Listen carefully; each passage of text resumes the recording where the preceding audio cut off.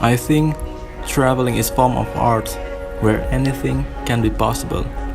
You just have to choose, because in our world we forgot our dream, but we are designed to desire. And if you want to experience something great, you have to go beyond the expected to see the unexpected.